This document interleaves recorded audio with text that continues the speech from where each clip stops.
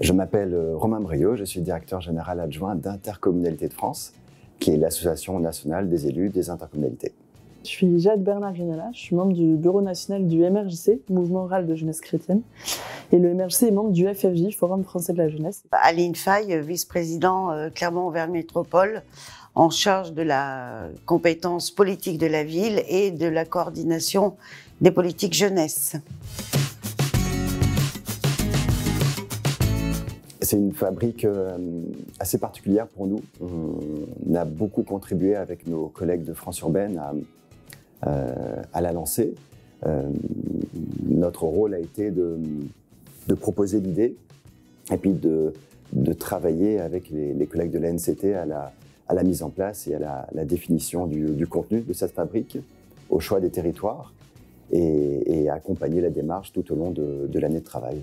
Le rôle de partenaire au sein de la fabrique de prospective, c'est de pouvoir se nourrir des échanges, observer ce qui se dit, ce qui se fait, et apporter un regard un peu décalé, un peu extérieur, faire des retours, essayer, alors comme je suis pas au quotidien dans l'expérimentation, de voir comment ça avance, de pouvoir permettre une prise de recul.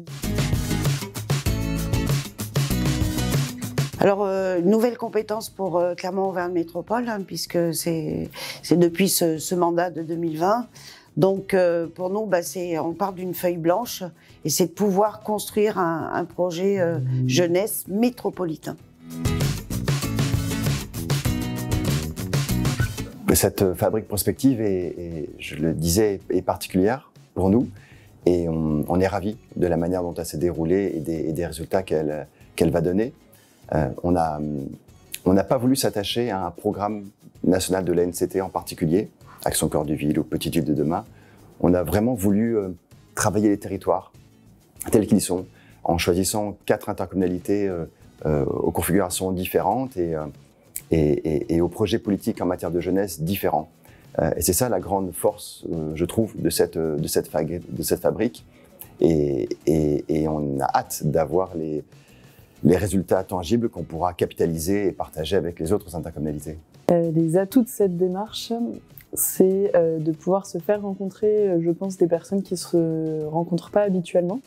Moi, je parle avec ma casquette association. C'est vrai que des dialogues comme ça avec des intercommunalités, c'est rare. D'autant plus des dialogues et des rencontres qui se font sur le temps long avec l'idée d'expérimentation, de pouvoir faire des détours avant d'arriver à des actions concrètes. D'autant plus quand ces espaces-là sont animés avec des outils d'éducation populaire. Il y a d'abord de pouvoir définir le projet. La construction, le partage, l'échange avec les uns et les autres nous ont permis de tirer les meilleures lignes pour notre page, d'écrire notre page.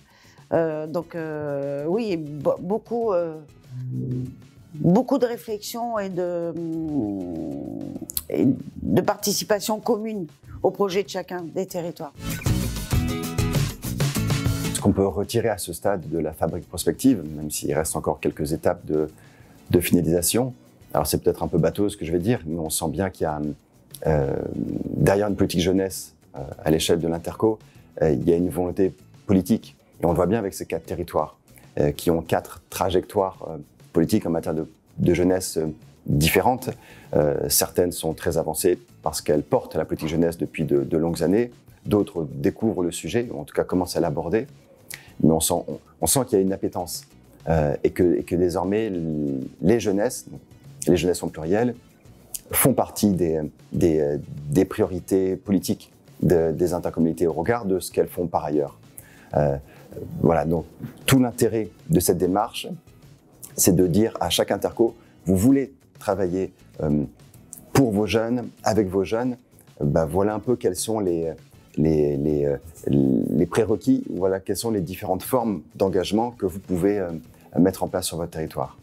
Alors les leçons transmises, moi, je vois aussi les choses pour lesquelles j'ai une appétence particulière. J'ai l'impression qu'il y a quelque chose qui ressort assez fort, c'est l'enjeu de participation des jeunes dans ces processus et du coup une attention particulière à culturer les acteurs qui travaillent avec des jeunes, apprendre à leur laisser la place, apprendre enfin, si on veut mobiliser les jeunes, de capter quels sont leurs fonctionnements et de s'adapter à leur fonctionnement plutôt que d'essayer de les faire rentrer dans des fonctionnements préexistants. Ce que je vais retenir, c'est que ça nous permet à nous, élus ou référents techniques, d'être entendus sur les difficultés de nos territoires et de se projeter avec eux dans le meilleur avenir pour nos publics jeunes, pour essayer de construire au mieux au travers de leur savoir aussi.